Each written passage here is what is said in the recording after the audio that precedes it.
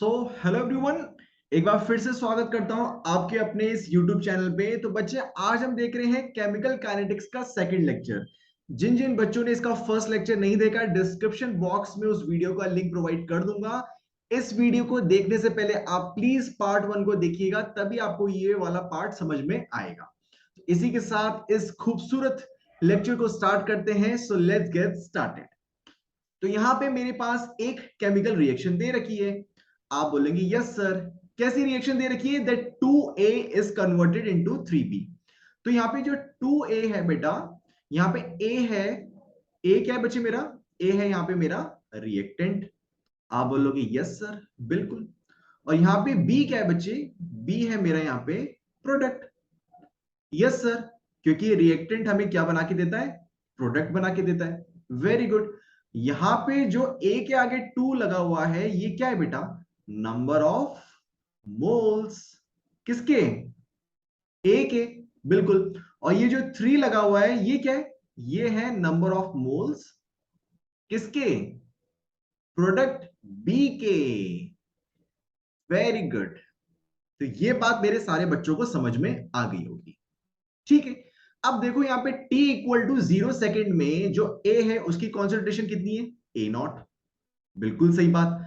अब t equal to 0 second पे क्या कोई मेरा प्रोडक्ट बनेगा? The answer is no. इसलिए यहाँ पे b की कॉन्सेंट्रेशन क्या है बेटा? 0। बिल्कुल। ये बात समझ में आई बच्चे? हाँ, कि t इक्वल टू 0 सेकेंड पे मेरी a का जो कॉन्सेंट्रेशन है बेटा वो कितना है? A naught. और t इक्वल टू 0 सेकेंड पे b का कॉन्सेंट्रेशन कितना है मेरा? यहाँ पे 0। क्योंकि जब रिएक्शन स्टार्ट होती है तो सिर्फ हम रिएक्टेंट से रिएक्शन स्टार्ट करते हैं। जैसे जैसे टाइम प्रोसीड आगे करता जाता है तो कुछ रिएक्टेंट में से पार्ट खर्च होता है, और जो खर्च होने वाला पार्ट वही क्या करता है बेटा? प्रोडक्ट बनाता है। ठीक है। अब हम टाइम को लेके आगे बढ़े। कितने सेकंड पे? t equal to t second पे। ठीक है, कुछ टाइम आगे बढ़े, इसका मतलब a का कुछ पार्ट खर्च हुआ होगा। जितना पार्ट खर्च हुआ होगा उतना ही पार्ट उसने b को बनाया होगा। और कल मैंने आपको एक शॉर्ट ट्रिक बताई थी। ठीक है, उसी शॉर्ट ट्रिक के साथ देखो, t equal to t second पे a है जो मेरा रिएक्टेंट, उसका कॉन्सेंट्रेशन कितना बनेगा? a not minus 2x। समझ में आ रही है बात बेटा? यहां पे जो 2 है, मैंने एक शॉर्ट ट्रिक बताई थी कि यहां पे कौन सा नंबर आएगा? वही नंबर आएगा जो कोफिशिएंट ऑफ ए होगा, यानी नंबर ऑफ मोल्स ए जितने होंगे, यानी रिएक्टेंट के नंबर ऑफ मोल्स जितने होंगे, एक्स का कोफिशिएंट उतना ही आएगा।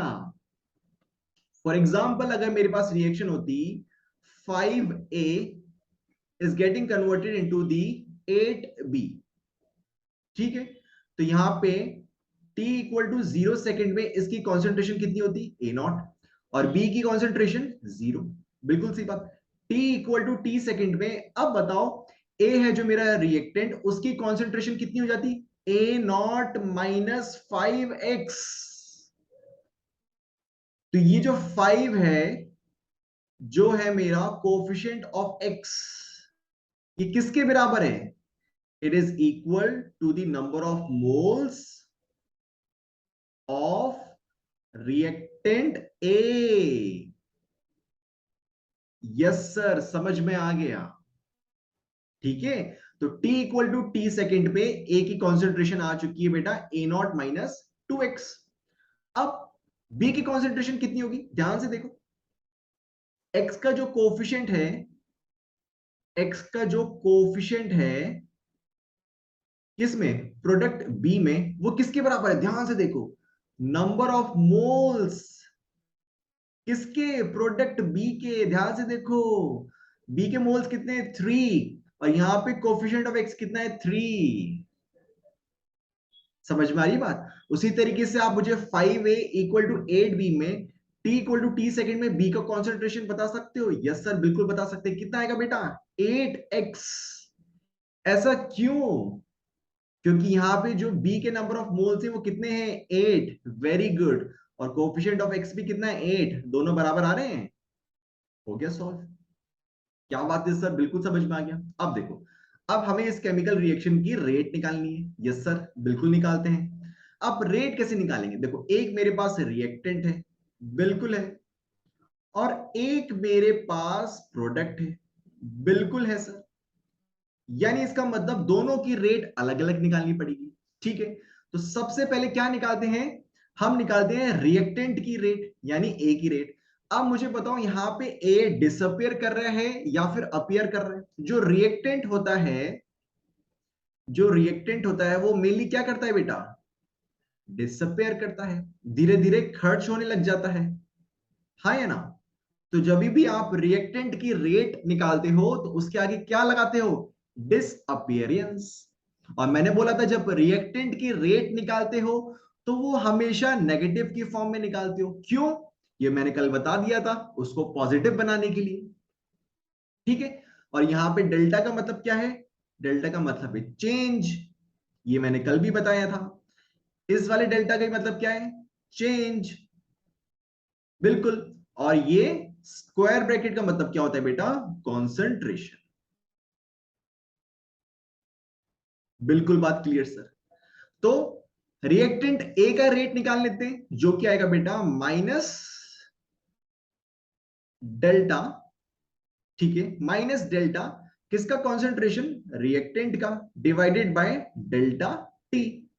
इसका फॉर्मूला क्या होता था बेटा? इसका फॉर्मूला होता था फाइनल कॉन्सेंट्रेशन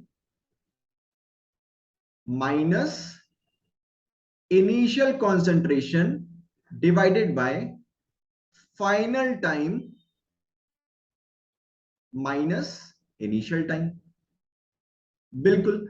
अब ध्यान से देखो, जो मेरा रिएक्टेंट है ए, उसका फाइनल कॉन्सेंट्रेशन कितना है? A naught minus two x. Put कर दो बेटा वैल्यू। तो फाइनल कॉन्सेंट्रेशन में उसकी कॉन्सेंट्रेशन की वैल्यू पुट करी, A naught minus two x minus of initial concentration. Reactant A का इनिशियल कॉन्सेंट्रेशन कितना है? A naught. तो यहां पे वैल्यू पुट कर दो बेटा, A naught divided by final time. Final time कितना है? T equal to T second, capital T, minus initial time. Initial time हम किस पे स्टार्ट किया था? 0 सेकेंड पे। तो टी माइनस 0, ये कितना आएगा? A naught minus two x minus A naught divided by T, plus A naught से माइनस ए नॉट कटा, और इसकी जो रेट आ रही है किसकी? डिसअपीयरेंस ऑफ ए की, वो कितनी आ रही है? 2x/2। बिल्कुल क्लियर सर, समझ में आया? अब आप बोलोगे सर यहां पे तो मेरा नेगेटिव साइन था और यहां पे पॉजिटिव कैसे हो गया बेटा? क्योंकि जब भी आप रिएक्टेंट का रेट निकालते हो तो उसके आगे वॉलंटियरली नेगेटिव साइन लगा देते हो। ऐसा क्यों? क्योंकि किसी भी केमिकल रिएक्शन का जो रेट होता है वो नेगेटिव नहीं हो सकता, क्योंकि rate correspond to the kinetics, correspond to the speed, and speed can not be negative. तो यहां पे आपका नेगेटिव तो था, लेकिन आपका रेट का फॉर्मूला क्या था? Minus of delta concentration, change in concentration of A divided by delta T. तो माइनस माइनस यहां पे पॉजिटिव हो गया, तो आपका क्या आ गया बेटा? 2x/2। क्लियर? उसी तरीके से क्या आप प्रोडक्ट का रेट निकाल सकते हो? बिल्कुल निकाल सकते हैं। कैसे निकालोगे बेटा? देखो, प्रोडक्ट का भी सेम निकालोगे। प्रोडक्ट कौन सा है मेरा? यहां पे बी है, और उसकी रेट निकालनी है, और उसका नेचर कैसा है? अपीरियंस वाला। क्योंकि t इक्वल टू 0 सेकेंड पे बी का मेरा कॉन्सेंट्रेशन कितना है? 0, और t equal to capital T second में उसका कॉन्सेंट्रेशन कितना आ गया है? 36। तो 0 से वो पहुंच गया है 36, यानी इंक्रीज हुआ है, इंक्रीमेंट हुआ है, इसलिए उसको क्या बोलते हो? Rate of appearance of B. इसका फॉर्मूला क्या होगा? इसका फॉर्मूला बेटा वही होगा, रेट अपीयरेंस ऑफ बी का formula delta change in concentration of product B divided by delta T. ठीक है बेटा, इसका फॉर्मूला क्या होगा? Final concentration minus initial concentration divided by final time minus initial time. अब प्रोडक्ट बी है बेटा, ध्यान से देखो, प्रोडक्ट बी है, उसका फाइनल कॉन्सेंट्रेशन कितना है? 3x। बिल्कुल, वैल्यू पुट करो बेटा। 3x minus initial concentration. Initial concentration कितना है बेटा? 0।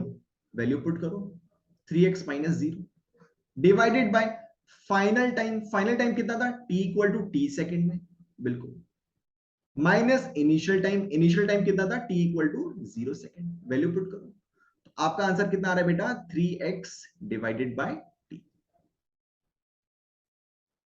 Isn't it? यही आ रहा है बेटा, ध्यान से देखो, बिल्कुल आ गया सर। तो rate of disappearance of A कितना आ रहा है बेटा? 2x/2। और rate of appearance of B कितना आ रहा है? 3x/2। ध्यान से देखो, मेरा रिएक्टेंट और प्रोडक्ट का रेट मेरा अलग अलग आ रहा है। क्या ये चीज पॉसिबल है बेटा? सोच के बताओ, क्या मेरा रिएक्टेंट और प्रोडक्ट का रेट दोनों अलग अलग होगा या दोनों सेम होगा बेटा? सोच के बताओ।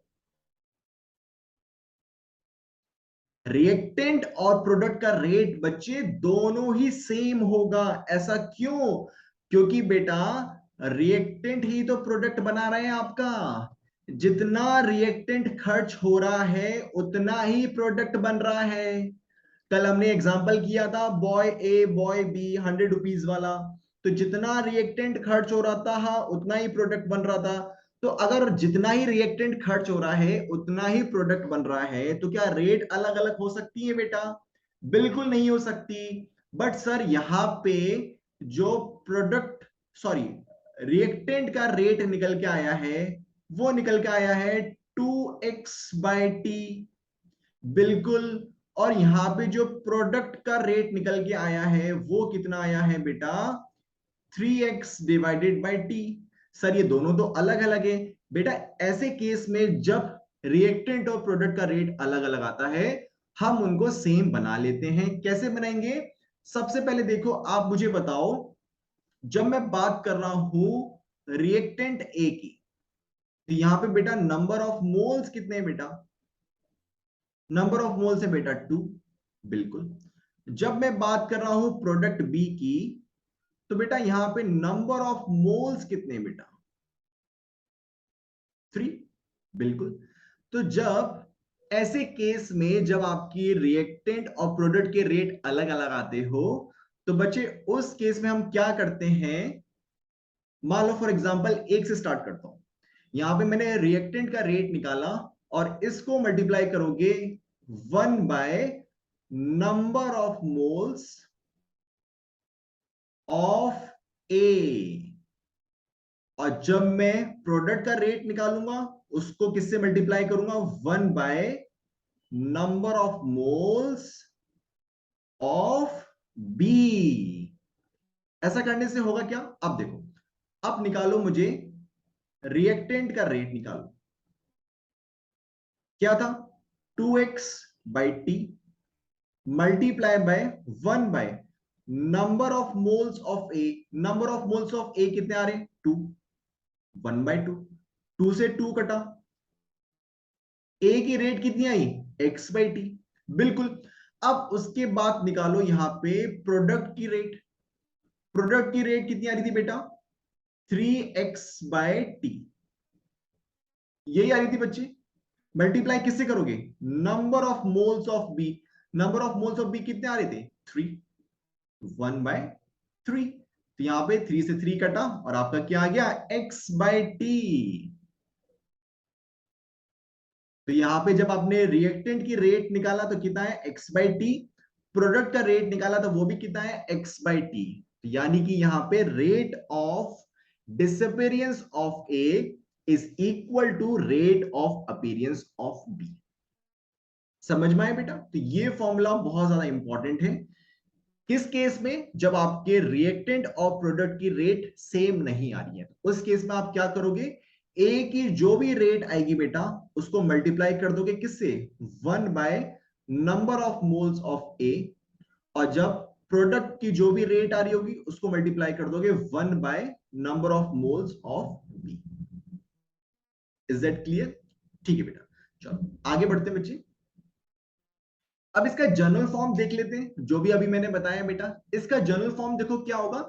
मान लो मेरे पास कोई रिएक्शन दे रखी है, क्या दे रखी है बेटा, A into A plus B into B will give you C into C. Sir ये क्या लिख दिया, कुछ अजीब सा बच्चे। देखो यहाँ पे A क्या है बेटा, कैपिटल A के बारे में बात कर रहा हूं, वो है बेटा रिएक्टेंट। कैपिटल B भी क्या है बेटा, रिएक्टेंट। और कैपिटल C क्या है बेटा, यहां पे प्रोडक्ट।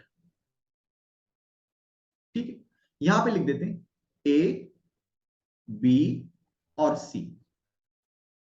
कैपिटल A क्या है बेटा, कैपिटल A यहां पे है रिएक्टेंट, बिल्कुल सही बात। कैपिटल B क्या है बेटा, वो भी रिएक्टेंट है। अच्छा, रिएक्टेंट और प्रोडक्ट निकालने का मैं शॉर्ट ट्रिक बता देता हूं बेटा, ठीक है। काफी बच्चों को इसमें डाउट होता होगा। मान लो बेटा आपके पास ऐसी केमिकल रिएक्शन दे रखी है, ठीक है। तो आपको पता है इस केमिकल रिएक्शन में एक ऐसा एरो साइन लगा होता है, जैसे कि इस केमिकल रिएक्शन में देखो एक एरो साइन लगा हुआ है। तो इस एरो साइन के एलएचएस में जो भी लिखा हो, जो भी, वो क्या होता है बेटा, रिएक्टेंट।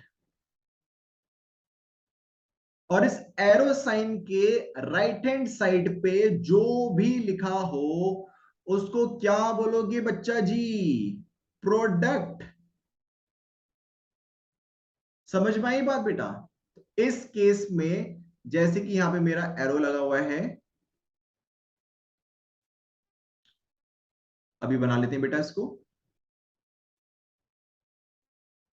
चलो ठीक है।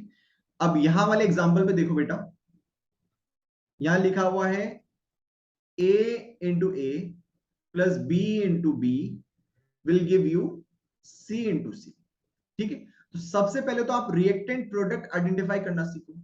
ये मेरा एरो है बेटा, ये मेरा एरो है। इसका एलएचएस वाला पार्ट क्या हुआ, ये हुआ बच्चे। और इसका आरएचएस वाला पार्ट ये वाला हुआ। तो ये पूरा का पूरा पार्ट मेरा क्या हुआ बेटा, रिएक्टेंट, बिल्कुल सही बात। और एरो के आरएचएस वाला पूरा पार्ट मेरा क्या हुआ, प्रोडक्ट। ठीक है, तो ये होता है बेटा रिएक्टेंट और प्रोडक्ट। तो यहां पे सी क्या हो जाएगा बेटा, सी हो जाएगा मेरा यहां पे प्रोडक्ट। ये तो होगी बच्चे capital A, capital B, capital C. अब यहां पे स्मॉल ए के बारे में बात कर लेते हैं, स्मॉल बी और स्मॉल सी के बारे में। स्मॉल ए क्या है बेटा, number of moles of reactant ए। ठीक है बेटा, स्मॉल ए क्या है, स्मॉल ए बेटा जो आपका रिएक्टेंट ए है उसके कितने मोल्स। बी क्या है बेटा, number of moles of reactant B, बिल्कुल सही बात। सी क्या है बेटा, number of moles of product C. ये चीज वेरी इंपॉर्टेंट थी बेटा, कि यहां पे रिएक्टेंट क्या होगा, प्रोडक्ट क्या होगा। तो ए क्या यहां पे रिएक्टेंट, बी क्या मेरा रिएक्टेंट, और सी क्या बेटा मेरा यहां पे प्रोडक्ट। Is that clear. अब आपको रिएक्टेंट प्रोडक्ट के बारे में पता चल गया होगा। चलो अब देख लेते हैं बच्चे, इस केमिकल रिएक्शन का आप रेट कैसे निकालोगे बेटा। ठीक है, रेट कैसे निकालोगे। सबसे पहले बेटा देखो यहां पे रिएक्टेंट का रेट निकाल लेते हैं, रिएक्टेंट का रेट निकालते हैं और उसके बाद निकालेंगे बेटा यहां पे प्रोडक्ट का रेट। ठीक है, और ये दोनों रेट क्या होनी चाहिए बेटा, बराबर आनी चाहिए। हाँ या ना, बिल्कुल सर। तो रिएक्टेंट और प्रोडक्ट दोनों की रेट निकालते हैं। रिएक्टेंट भी बेटा हमारे दो रिएक्टेंट हैं, कौन कौन से, कोई बता सकता है बेटा। रिएक्टेंट में भी बेटा हमारे पास दो दो रिएक्टेंट हैं, कौन कौन से बेटा, बिल्कुल सही बात सर। एक रिएक्टेंट है मेरा ए और दूसरा रिएक्टेंट है मेरा बी। प्रोडक्ट में सिर्फ मेरे पास एक ही प्रोडक्ट है, कौन सा बेटा, सी।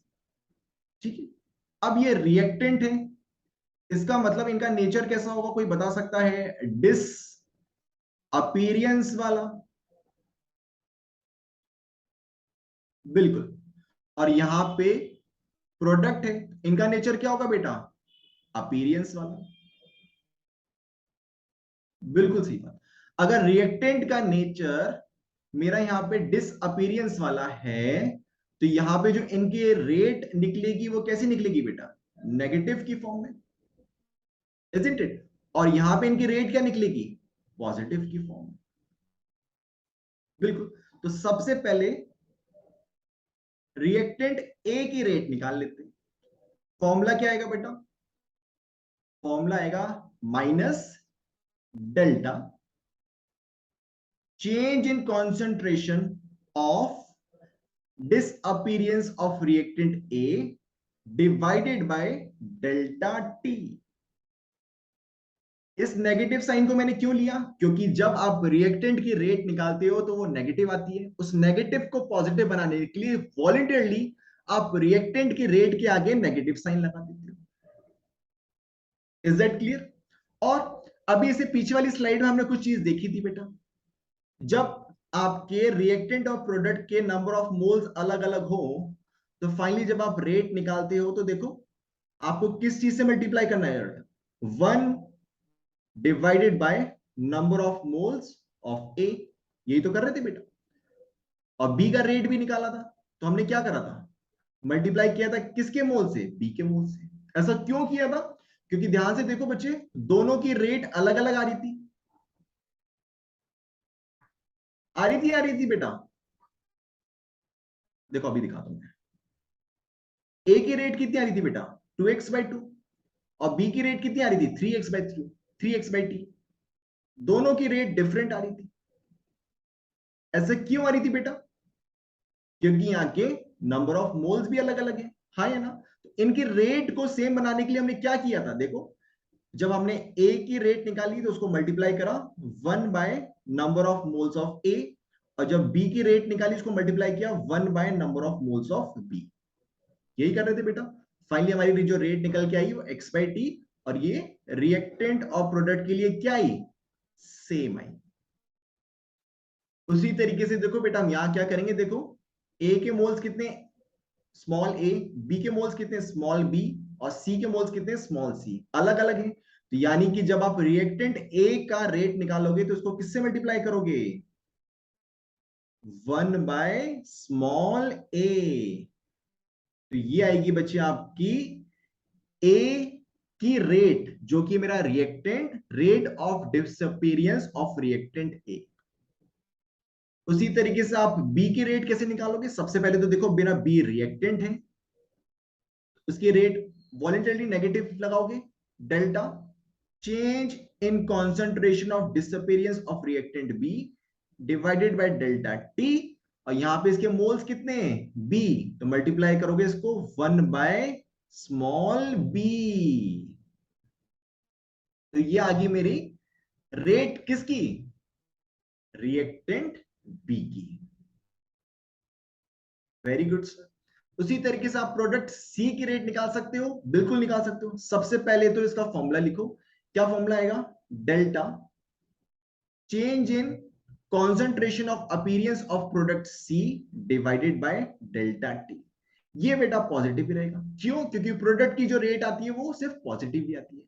अब यहां पे प्रोडक्ट सी के मोल्स कितने बेटा? Small C. तो इसको किससे मल्टीप्लाई करोगे? किससे मल्टीप्लाई करोगे? 1 बाय स्मॉल सी। तो ये आपकी निकल चुकी है रिएक्टेंट और प्रोडक्ट की रेट। तो ये आपको जनरल फॉर्म याद रखना है बेटा। ठीक है, यहां पे आपको सबका मतलब समझा देता हूं, किसी एक का बता देता हूं। डेल्टा का मतलब है बेटा यहां पे चेंज। चेंज किसमें बेटा? कॉन्सेंट्रेशन में। स्क्वायर ब्रैकेट का मतलब है बेटा कॉन्सेंट्रेशन। ठीक है, यहां पे भी डेल्टा का मतलब चेंज। टी का मतलब क्या है बेटा? टाइम। और ए क्या है बेटा यहां पे? Number of moles of reactant ए। उसी तरीके से यहां पे भी बेटा डेल्टा का मतलब चेंज। स्क्वायर ब्रैकेट का मतलब बेटा चेंज इन कॉन्सेंट्रेशन। सी क्या है बेटा यहां पे? प्रोडक्ट। डेल्टा क्या है बेटा यहां पे? चेंज। टी का मतलब बेटा टाइम, और सी का मतलब बेटा यहां पे number of moles of product C. Is that clear? इसी के साथ इस खूबसूरत लेक्चर को आज यहीं खत्म करते हैं। आई होप आपको ये वीडियो अच्छा लगा होगा। Please do subscribe to my channel. Till then, thank you, God bless you.